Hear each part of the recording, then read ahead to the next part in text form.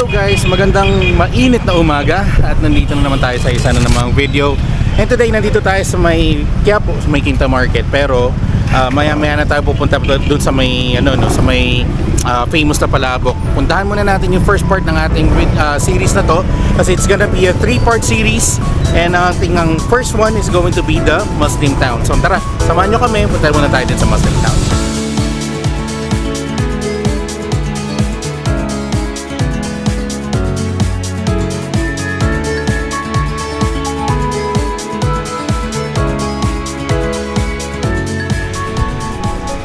Guys, so nandito na tayo sa may Muslim Town and alam nyo yung mga food ng mga Muslims or yung mga actually I'm not sure the term for the term itself, or yung mga Malay food, isa sa mga pinaka underrated na mga food dito sa Philippines.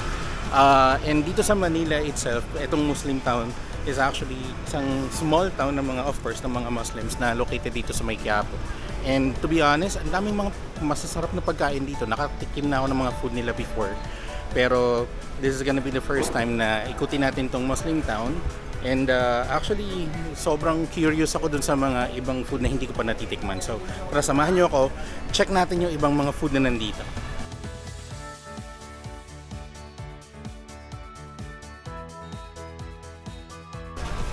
Magkano sa ganito?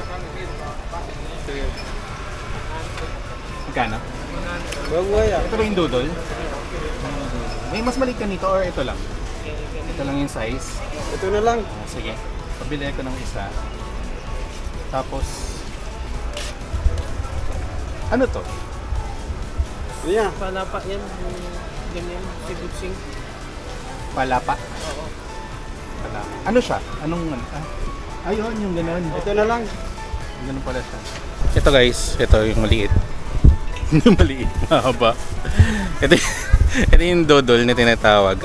Anong siya? Anong ingredients nung dodol? Alam ko kasi may asukal to, tapos malagkit na bigas. Asukal na na brown. Ayun. Parang muscovado. Muscovado na asukal, tapos malagkit. So, ito, try natin. Actually, gusto ko na siyang i-try para makita din natin kung ano yung consistency tsaka anong lasa. Ayan, sa wakas. Okay na.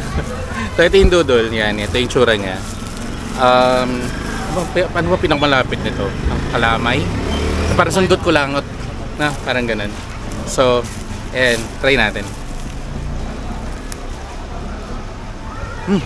Sarap. Ano to? Pantikoy. Oo, parang ganun yung tiko yung texture niya. Tapos yung tamis, hindi siya masyado matamis. Given na may nakita akong ganito na niluluto, marami siyang nilalagay na na asukal, pero ito,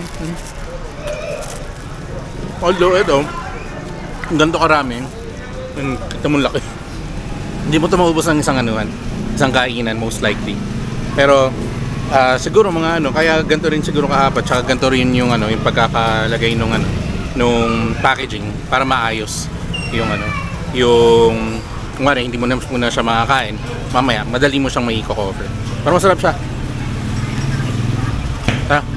Punta tayo sa next na food trip.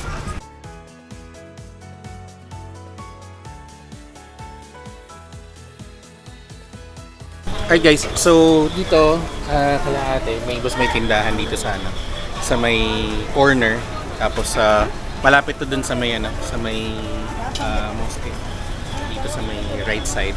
Pero ito patir ang niya, this is only 15 pesos. Okay, 15 pesos, meron ka ng kanin, tapos meron ka ng ulam. So tingnan natin kung ano laman. Alam ko ang patir is ayan, parang na siya. Ayan. Iyo, ang dami ng rice Ang dami. Pang isang kainan talaga po to. Das 15 pesos. Ay. Tingnan nyo guys yung rice. Ayan ang dami. Samantalang sa labas pag bumili ka ng extra rice 20 pesos. Wala pang ulam. Ganto rin karami, wala pang ulam. Ito may ulam na. Ayan, so ito 15 pesos. Tapos meron din silang mga hot cake. Ayun, nandun. hotcakes. Ayan, bumili kami. Tapos andito rin, meron mga naka-styro. Ito, may randang, may adobo. Para itlog sa katanda. Ayan, meron iba-iba. So, magkano naman po sa mga ganito? 25. 25? 25. Guys, hindi ko alam bakit ang mahal ng pagkain doon ha. Dito 15, tapos ito 25 lang. Tapos basic. Ito lang din mo na sa kapansit, 10. Ayan o, bihon, tsaka pansit, 10. So, ayan, may mga bihon at pansit din dito. So, ito, try na natin to patir.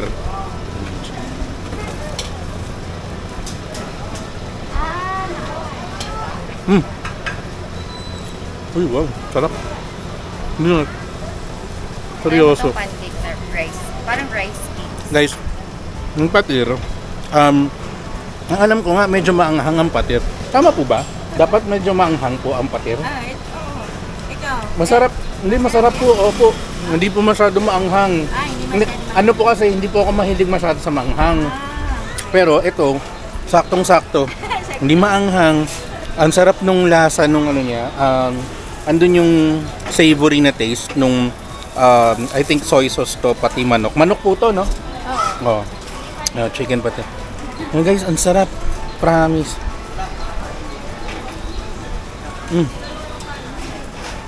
Kung hindi lang kami pupunta sa iba pang kainan, malamang mga 2-3 makain ko nito. Pero, kung gusto nyo i-check to, dito sa corner ng anong street ba to? Anong street po ito? Anong street Wala na ko tayo sa Sagaray. Sagaray. Sagaray Street po. Ayan. Sagaray. Dito, corner lang siya. Makita nyo merong kainan and then meron dito nakastall. Yan. Marami naman mga kainan dito pero ito, ayos to guys, 15 pesos lang. Eh, ano pong gusto nyo? Ito po.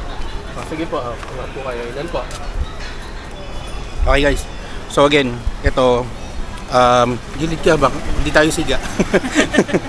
Ito guys, pagka nandito kayo sa may Muslim town, again, this is one of the most underrated areas para mag-food trip.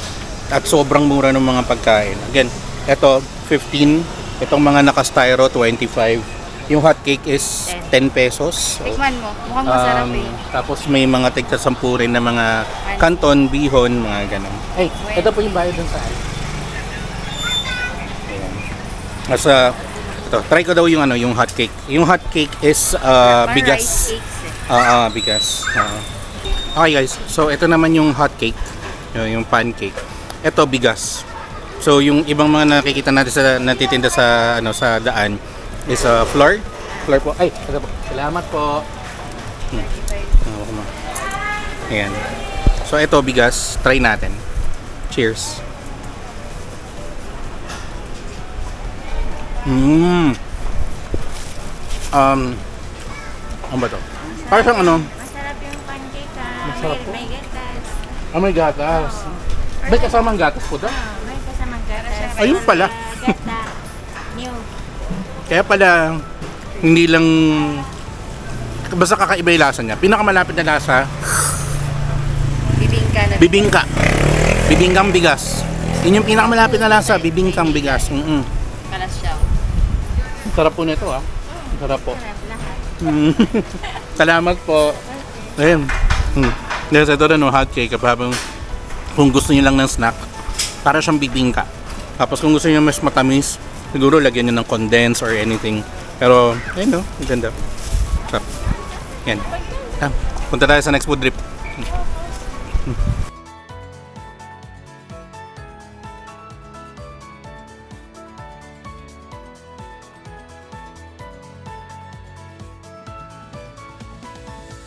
Okay guys, sa last stop. So ito naman, anong tawag dito ate? Balulong? Balulong. So, lalagay ko na lang yung pangalan. Search muna natin. And tapos meron din silang biko, ayan. Pero ang gamit nila is parang dark na na bigas, dark rice, no? Itong balulong, itong balulong try muna natin. Kasi medyo siya, cute. So para siyang crepe, no? Para siyang crepe. Tapos may something dun sa loob. I think parang niyog or something. Bukayo. Parang bukayo or yun nga, parang niyog. Pero try natin yan. Yeah, cheers. Mm. Mm. Okay. So ito, parang nga siyang crepe. Medyo stretchy ng kaunti. Pero masarap naman. Okay. Hindi din siya ganun ka-chewy. Ito, yung loob, parang nga siyang bukayo. Hindi siya ganun katamis. Tapos, hindi rin matigas yung kasi may nakain akong bukayo before, parang ganito. Na parang niluto na nyog. Parang nasobrahan yung luto. So parang hindi na masarap kayo. Pero ito saktong-sakto. Ayos to as dessert. Kung naghanap ka lang ng pantanggal umay, kumbaga. Ito. Ay, pagkana dito. Hi. Hi. Say hi.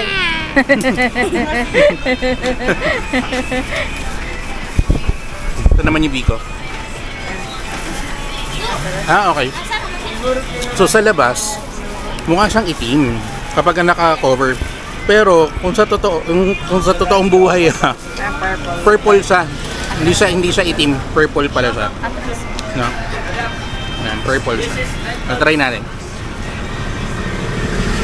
Biko. Kung ano yung lasa ng biko, yun na yun. Wala siyang kakaiba. It's the same biko that we love, no? Siguro kulang na lang yung yung nasa ibabaw? Latik. So yun, yung latik lang ang kulang. Ayan. So guys, pumunta kayo dito sa Muslim Town.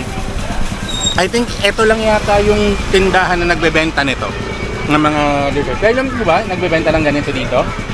Kayo lang yung nagbebenta ng ganito dito? Mga dessert. Ng mga dessert. O yan, isa lang yung nagbebenta ng ganito dito. So, makikita nyo naman yan, malapit din dito sa may mosque. So, ayan, sa Golden Mosque. Ayan.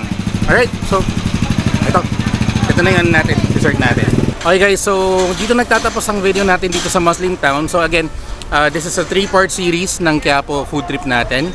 First part is the Muslim Town, and again guys, itong Muslim Town na to is one of the most underrated areas para sa food trip. Pero definitely, pag pumunta kayo dito, hindi kayo magsisisi. Kasi unang-una sa lahat, napakasarap ng mga pagkain nila. Pangalawa, napakamura. Isipin nyo, isang kanin na merong ulam sa ibabaw, 15 pesos. Parang extra rice lang yun eh, di ba? So again, puntahan nyo na dito. Let's remove the notion na delikado dito, nakakatakot dito. Sobrang friendly actually ng mga tao dito. Talagang sila mismo yung mga magsasabi sa'yo kung saan may mas masarap na kainan, mga ganun. Meron silang recommendation and everything. So let's remove that notion, let's remove that stigma na kapag yung sa mga Muslims nakakatakot. No, they are very, very, very friendly. Mas friendly pa sila dun sa mga kakilala yung mga Kristiyano at mga Katoliko at yung mga walang religion, to be honest with you. Honest lang honest to goodness lang. So, ayun guys, pumunta na kayo dito kung malapit lang, kung within Metro Manila kayo, pumunta na kayo dito sa Muslim Town. Kung hindi pa kayo nakaka-try, try nyo na yung mga pagkain nila at napakasarap talaga. So, tara, puntahan natin yung second part ng ating Quiapo series or Quiapo food trip. Pero for now, thank you for watching this video. See you in the next one. Peace out. Bye.